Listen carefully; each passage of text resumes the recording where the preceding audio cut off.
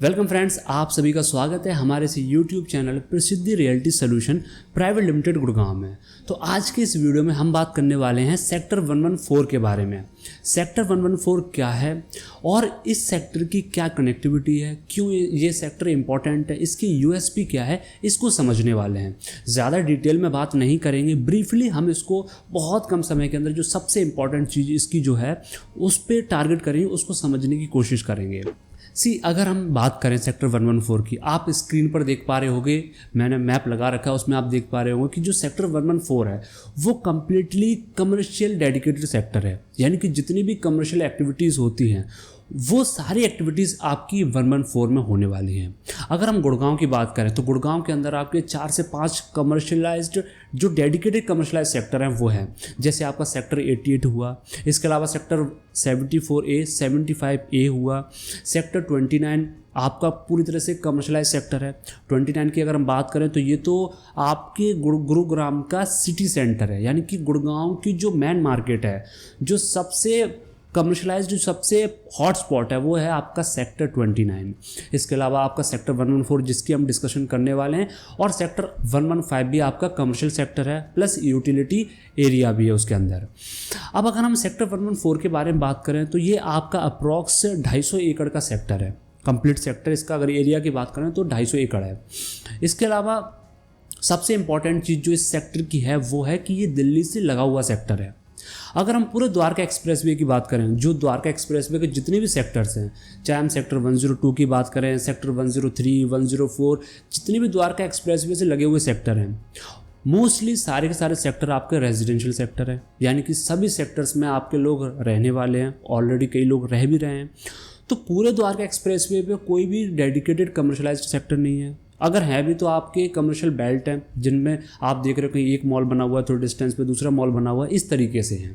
अब इसमें क्या होने वाला है, आपका जो सेक्टर 114 है उसके पास में आपका सेक्टर 113 भी है, 112 भी है। तो इस तरीके से जितने भी रेजिडेंशियल सेक्टर्स हैं इन सभी के फुटफॉल्स कहाँ होने वाले हैं, आपके सेक्टर 114 में। यानी कि पूरा द्वारका एक्सप्रेसवे आपका जाने वाला है सेक्टर 114 की कमर्शियल मार्केट के अंदर। अब इसके पीछे कारण क्या है, ऑब्वियस ही बात है, जैसे मैंने आपको बताया कि रोड साइड पे द्वारका एक्सप्रेसवे की साइड्स पे भी काफ़ी ज़्यादा कमर्शियल बेल्ट है। पर द थिंग इज़ कि आपने पुरानी कहावत सुनी होगी कि सब्जी लेने के लिए हम कहाँ जाते हैं, सब्जी मंडी। अब सब्जी गली में भी बेचने वाला आता है, पर कभी कभी ऐसा होता है कि उसके पास टमाटर नहीं है, उसके पास धनिया नहीं है, मिर्ची नहीं है, तो फिर उसके लिए हमें मार्केट जाना पड़ता है। वैसे ही जब यूज़र्स को ऑप्शंस नहीं मिलते तो फिर वो ऐसी लोकेशन आइडेंटिफाई करता है जहाँ पर चीज़ें बल्क में मिलें। इसलिए जितने भी रोड साइड पे आपके कमर्शियल बेल्ट हैं, अगर मैं उनकी तुलना करूँ आपके सेक्टर 114 से, तो सेक्टर 114 आपका बिल्कुल सब्जी मंडी की तरह है, जहाँ पर आपको डिफरेंट ऑप्शंस मिलने वाले हैं। तो चाहे अगर आप द्वारका की बात करें जो दिल्ली के अंदर है, द्वारका के सेक्टर 1 से लेकर सेक्टर 28 तक कोई भी ऑर्गेनाइज्ड कमर्शियल नहीं है। जिस तरीके से अभी मैंने आपको बताया कि रोड साइड पर जो कमर्शियल शॉप्स वगैरह होती हैं अनऑर्गेनाइज्ड वे में है, तो वहाँ के भी जो ऑडियंस है, वहाँ के भी जो लोग हैं जो वहाँ पे रह रहे हैं, उनका आना जाना कहाँ पे होगा, सेक्टर 114 में। पूरा द्वारका एक्सप्रेस भी सेक्टर 114 में। तो एक हॉट स्पॉट बन चुका है। यानी कि अब ऑब्वियस ही बात है, जिसके आसपास सोना होता है, कोई भी मिट्टी है जिसके आसपास सोना है तो वो मिट्टी भी सोने के भाव बिकती है। वैसे ही ये जो आपका सेक्टर 114 है वो एक हॉट स्पॉट बन चुका है। इधर दिल्ली, इधर द्वारका एक्सप्रेस वे, पीछे बैक साइड में 75 मीटर वाइड रोड। तो आसपास का जो इसकी लोकेलिटी है बहुत क्लासिक लोकेलिटी है। इसके अलावा आपने सेक्टर 29 जो कि इस समय एक हॉटस्पॉट बना हुआ है गुड़गांव के अंदर। तो सेक्टर 29 एक ऐसा सेक्टर है जहां पे आपकी कोई भी नीड है, अगर आप घर में बैठ कर डिस्कस भी कर रहे हो कि ये प्रोडक्ट चाहिए, कहाँ मिलेगा, तो आपके माइंड में एक चीज़ आती है सेक्टर 29, वहाँ चले जाओ, वहाँ पे आपकी जो भी ज़रूरी चीज़ें मिल जाती है, क्योंकि आपके पास मल्टीपल ऑप्शंस होते हैं। किसी रेस्टोरेंट में बैठे हुए आपको सर्विस अच्छी नहीं लगी, वहाँ की सर्विस फूड अच्छा नहीं लगा, तो आप स्विच कर सकते हो, दूसरे पे जा सकते हो। किसी होटल में दूसरे पे जा सकते हो। दुकान पे कुछ सामान लेने जा रहे हो एंड यू डोंट फाइंड कि यार ये चीज़ें मेरी रिक्वायरमेंट को फुलफिल कर रही हैं, तो आप दूसरी पे जा सकते हो। तो कोई भी कस्टमर है वो ऑप्शंस ढूंढता है, वैसे ही आपको ऑप्शंस कहाँ मिलना चाहे बल्क में होता है। तो सेक्टर 29 की तरह ही आपका सेक्टर 114 इन फ्यूचर डेवलप होने वाला है। तो यहाँ से हमें एक चीज़ तो समझ आ चुकी है कि सेक्टर 114 आने वाले समय के अंदर एक बहुत बड़ा कमर्शियल हब बनने वाला है। इसके अलावा अगर मैं बात करूं सेक्टर 114 के अंदर जो कुछ डेवलपर्स ऑलरेडी आ चुके हैं, जिसमें आपका VSR का कमर्शियल रेडी टू मूव तैयार हो चुका है। इसके अलावा आपका चिंटल्स की जो कॉर्पोरेट पार्क की बिल्डिंग है वो तैयार है। आपका स्पेस का ग्रांड सेंट्रल 114 के SCO प्लॉट्स ऑलरेडी लेके आ चुका है। MR का EVD 114 ऑलरेडी लेके आ चुका है। इसके अलावा अगर मैं बात करूँ तो पारस के भी SCO प्लॉट्स हैं, तो वहाँ पे काफ़ी बिल्डर्स ऑलरेडी आ चुके हैं। अगर मैं प्राइस की बात करूँ तो 4 से 5 महीने पहले जो प्लॉट्स 2 से 2.5 लाख रुपए पर स्क्वायर यार्ड पर सेल हो रहे थे, वही प्लॉट आज की बात करूं, अक्टूबर के महीने की बात करूं तो 3 से 3.5 लाख रुपए पर स्क्वायर यार्ड पर सेल हो रहे हैं। अब आप देख रहे हो कितना तेज़ी से वहाँ की प्रॉपर्टीज़ अप्रिशिएट कर रही हैं।